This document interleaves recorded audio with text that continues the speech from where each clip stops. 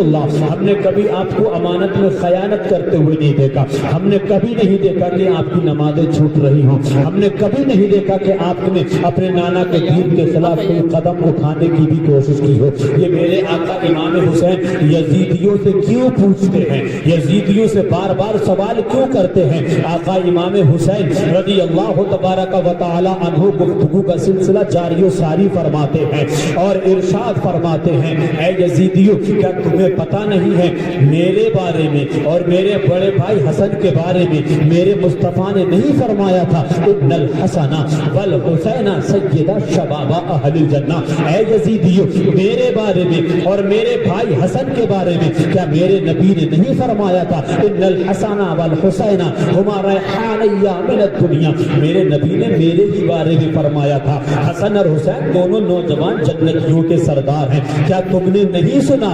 میرے آقا نے میری ماں فاطمہ کے بارے میں فرمایا تھا کہ فاطمہ جنتی عورتوں کی سردار ہے؟ کیا تم کو نہیں معلوم ہے فاطمہ میرے نبی کی بیٹی ہے، فاطمہ مولا علی کی بیوی ہے، میری ماں ہے، میرے بابا حضرت مولا علی مشکل کشا ہے؟ کیا تم نے نہیں سنا تھا میرے آقا نے فرمایا تھا حسین منی وانا من الحسین، حسین مجھ سے ہے اور میں حسین سے ہوں؟ یہ کوئی جھوٹ بات نہیں ہے، یہ میرے آقا کے زبان فیض ترجمان سے نکلے ہوئے وہ الفاظ ہیں جن کا کوئی انکار نہیں کر سکتا ہے۔ میرے نبی نے میرے بارے میں جو بیان فرمایا ہے ہزاروں صحابہ آج بھی اس کے بارے میں گواہی دینے کے لیے تیار ہیں۔ نبی نے مقام ہمارا بلند کیا ہے، نبی کے بیٹے ہم ہیں، نبی کے شہزادے ہم ہیں، اور تم خوب اچھی طریقے سے جانتے ہو ہماری رگوں میں فاطمہ کا دودھ آج خون بن کر کے دوڑ رہا ہے، تم خوب اچھی طریقے سے جانتے ہو ہم نبی کے بیٹے ہیں، ہم نبی کے گھر والے ہیں، ہم نبی کے شہزادے ہیں۔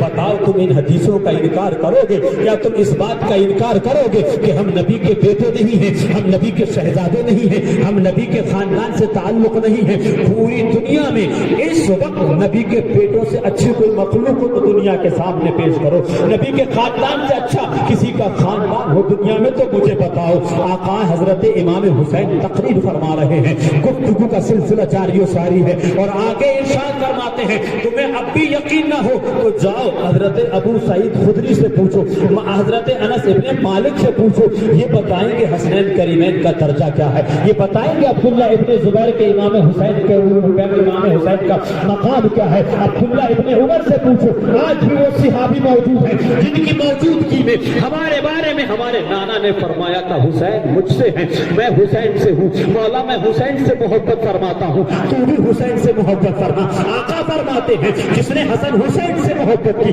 اس نے مجھ سے محبت کی، اور جس نے مجھ سے محبت کی اس نے رب سے محبت کی، اور جس نے رب سے محبت کی اس کا ٹھکانہ جنت ہے۔ آقا فرماتے ہیں جس نے حسین سے دشمنی کی اس نے مجھ سے دشمنی کی، اور جس نے مجھ سے دشمنی کی اس نے رب سے دشمنی کی، اور پوری دنیا جانتی ہے جس نے رب سے دشمنی کی اس کا ٹھکانہ جہنم ہے۔ تقریر کے درمیان میں شمر فی جوشن اور اس کی طرح ایک اور بدتمیز قسم آدمی بیچ میں کھڑا ہو گیا اور تقریر میں مداخلت کرتے ہوئے کہتا ہے بہت تقریر ہو گئی آپ کی، بس میدان میں آئیے، لڑنے کی تیاری کیجئے۔ اور یہ سارا منظر حضرت خود دیکھ رہے ہیں۔ ارے کہیں نہ کہیں اصلاح کی وہ صورت پیدا ہوتی ہے کہ نہیں ہوتی ہے، اور وہ اصلاح کی تمام صورتیں میرے امام نے پہلے ہی پیش کر دی،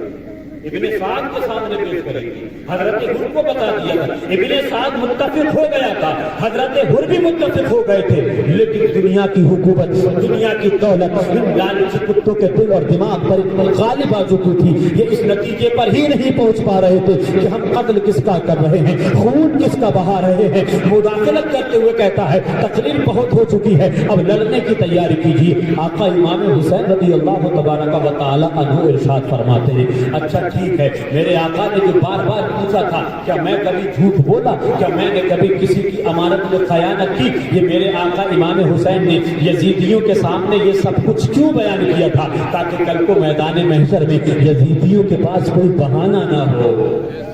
یزیدیوں کو کوئی بہانہ بنانے کا موقع نہ ملے۔ جیسے مکے میں میرے نبی نے جب اپنے نبی ہونے کا اعلان کیا، نبوت کا اعلان کیا، اعلان فرماتے ہیں اور آقا ارشاد فرماتے ہیں مکے کے لوگوں بتاؤ کیا میں کبھی جھوٹ بولا؟ مکے کے لوگ کہتے اے محمد ابن عبداللہ ہم نے کبھی آپ کو جھوٹ بولتے ہوئے نہیں دیکھا۔ آقا فرماتے ہیں کیا میں نے کبھی کسی کی امانت میں خیانت کی؟ مکے کے لوگ کہتے ہم نے کبھی آپ کو امانت میں خیانت کرتے ہوئے نہیں دیکھا، ہم نے جب بھی دیکھا تو آپ کو امین دیکھا، جب بھی دیکھا تو آپ کو صادق دیکھا، آپ وعدے کے سچے ہیں، آپ امانت میں خیانت کرنے والے نہیں ہیں، امانت کی حفاظت کرنے والے۔ لوگ اپنے کاروبار کے لیے دوسرے شہروں میں دوسرے ملکوں میں تجارت کی غرض سے جاتے تھے تو اپنی جوان بچیوں کو اپنی جوان بیٹیوں کو میرے آقا کے حوالے کر کے جاتے تھے۔ مکے میں ان کے خاندان بھی تھے، ان کی برادری کے لوگ بھی تھے، لیکن ان لوگوں کو جو ابھی کلمہ نہیں پڑھے ہیں، اسلام میں داخل نہیں ہوئے ہیں، ان لوگوں کو اپنی برادری والوں پر بھروسہ نہ تھا، اپنے خاندان والوں پر بھروسہ نہیں تھا، بلکہ وہ لوگ نبی کو مانتے یا نہ مانتے لیکن یہ مانتے تھے کہ مکے میں اگر کوئی امانت کی حفاظت کرنے والا ہے تو وہ محمد ابن عبداللہ ہے، مکے میں اگر کوئی دامن صدق کو مضبوطی کے ساتھ تھام کر کے اپنے مذہب کی تبلیغ کرنے والا ہے تو وہ محمد ابن عبداللہ۔ کوئی اپنی بہن بیٹی کو چچا کے گھر چھوڑ کے نہیں جاتا تھا، تاؤ کے گھر نہیں چھوڑ کے جاتا تھا، اپنے پھپھا کے گھر نہیں چھوڑ کر کے جاتا تھا، کیونکہ ان کو اپنے خاندانی رشتوں پر بھروسہ اور وشواس نہیں تھا۔ بھروسہ تھا تو مصطفیٰ پر تھا، بھروسہ تھا تو مدینے کے تاجدار پر تھا، بھروسہ تھا تو محمد ابن عبداللہ کو تھا۔ لوگ اپنے شہر سے دوسرے شہر میں جاتے ہیں تو اپنی جوان بیٹیوں کو جوان بچیوں کو مصطفیٰ کے حوالے کر جاتے ہیں، جیسی امانت دے کے جاتے تھے مصطفیٰ ان کے آنے پر ویسی ہی امانت واپس لوٹا دیا کرتے تھے۔ اب نبی ان سے ہی اقرار فرماتے ہیں بتاؤ میں نے